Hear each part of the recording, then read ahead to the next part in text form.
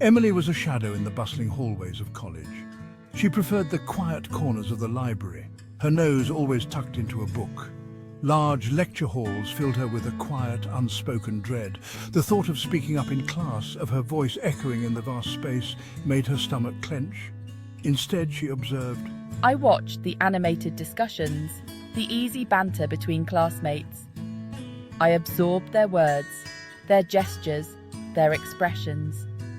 They were a play unfolding before me, and I was a silent member of the audience. Her dorm room, a small haven of peace, became her sanctuary. Here, surrounded by fairy lights and the comforting scent of old books, Emily could truly be herself. It was a space where her quiet nature felt less like a burden and more like a source of strength. The solitude wasn't loneliness. Not exactly. It was a space for reflection, for observation, for the quiet hum of my own thoughts. And within that quiet, a different kind of voice began to emerge, a voice that would eventually lead me out of the shadows and into the light. Emily had always loved to write. From a young age, she found solace in the written word, a place where she could express herself freely and without fear. Words were her refuge, her escape, her way of making sense of the world around her. They were her companions during lonely times and her voice when she felt unheard. Her notebooks overflowed with stories, poems and observations, each one a piece of her soul captured on paper.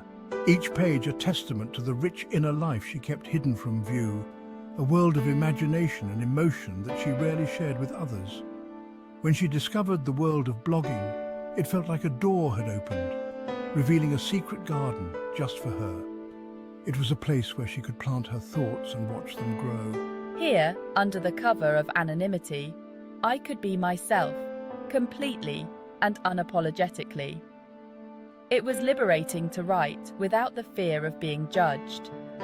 My blog, The Silent Scribbler, became my canvas, a place where my thoughts and feelings took flight. It was a space where I could explore my identity and share my journey.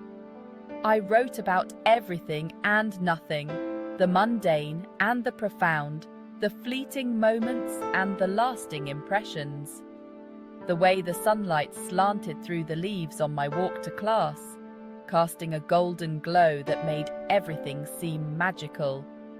The quiet beauty of a single raindrop clinging to a spider web. A tiny world of wonder in the midst of a bustling campus. The unspoken anxieties of starting college in a new city. The fear of the unknown and the excitement of new beginnings. Her words were raw, honest, and deeply personal, a reflection of the girl she truly was beneath the quiet exterior. They were a window into her soul, a reflection of the girl she truly was beneath the quiet exterior. Her blog became a mirror, showing her the strength and vulnerability she possessed.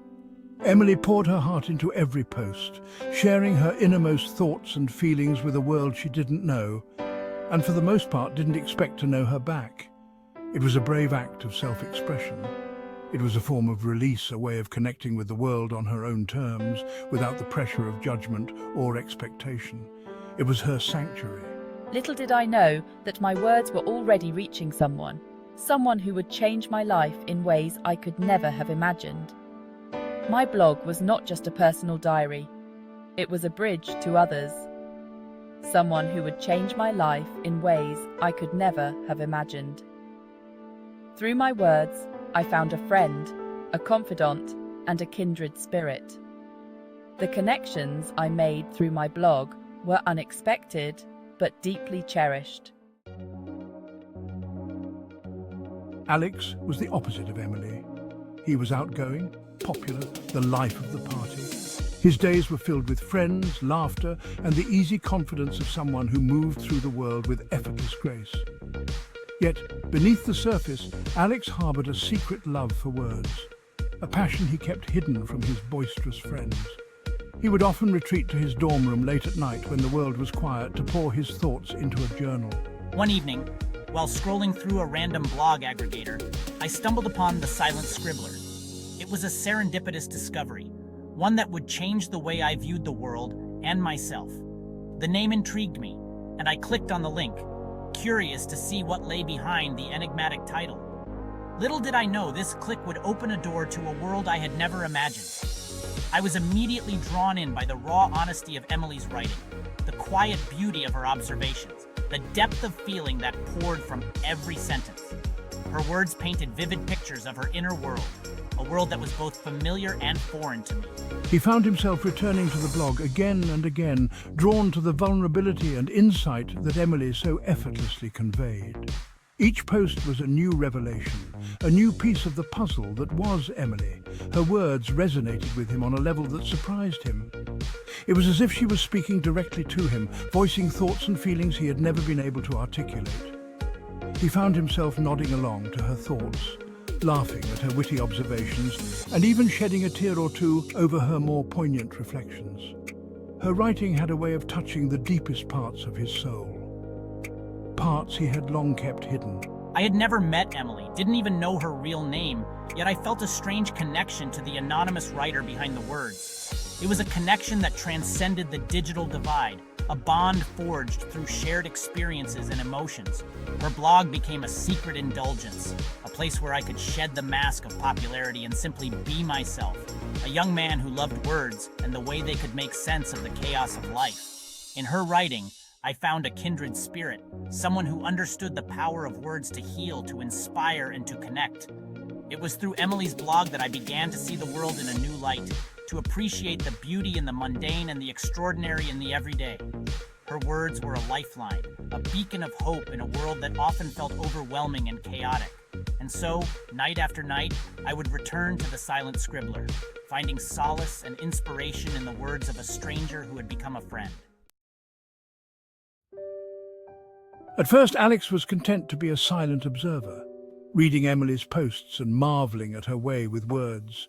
Each post was a window into her world, a glimpse of her thoughts and feelings. He found himself eagerly awaiting her next update, refreshing the page multiple times a day just to see if she had posted something new. But as he became more invested in her blog, he felt a growing urge to connect with the writer behind the screen. He wanted to share his thoughts, to let her know how much her words resonated with him. It was a strange feeling, this desire to reach out to someone he had never met, but it was also exhilarating. He started leaving comments, short at first, then gradually growing longer and more personal. He would spend hours crafting the perfect response, making sure his words were just right. He wanted to make a good impression, to show her that he was more than just another anonymous reader.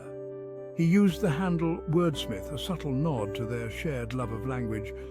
It was a name that felt right, a name that reflected his passion for words and his admiration for Emily's writing. My comments were always insightful, often humorous, and always respectful. I wanted to engage with her in a meaningful way, to show her that I was genuinely interested in what she had to say. I would often spend hours thinking about her posts, trying to come up with the perfect response. I engaged with Emily's thoughts, asked thoughtful questions, and offered my own perspectives on the topics she raised.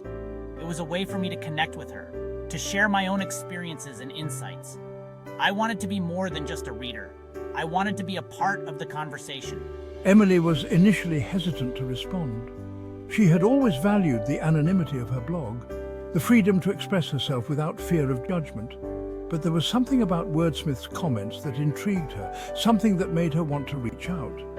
The anonymity of her blog was part of what made it so safe, so liberating. She could share her deepest thoughts and feelings without worrying about what others might think. But Wordsmith's comments were different. They were thoughtful, insightful, and always respectful. They made her feel seen and understood. But there was something about Wordsmith's comments that drew her in. They were more than just words on a screen. They were a connection, a bridge between two people who shared a love of language and a passion for writing. He seemed to understand her, to see the world through the same quiet lens that she did. His comments were like a mirror, reflecting her own thoughts and feelings back at her. It was a strange and wonderful feeling, this sense of being understood by someone she had never met. Our exchanges became a regular occurrence, a digital dance of words and shared thoughts. We would spend hours discussing her posts, sharing our own experiences and insights. It was a way for us to connect, to bridge the gap between our two worlds. We discussed books, movies, music, and the everyday moments that made up our lives. It was a way for us to share our passions, to connect on a deeper level. We would often recommend books to each other, sharing our favorite passages and discussing the themes and characters. Through these interactions, an unlikely friendship began to blossom, a connection forged in the digital ether, miles away from the bustling campus we both called home. It was a friendship built on a shared love of language, a mutual respect for each other's thoughts and feelings. And as our friendship grew, so did our desire to meet in person, to take our connection from the digital world to the real one.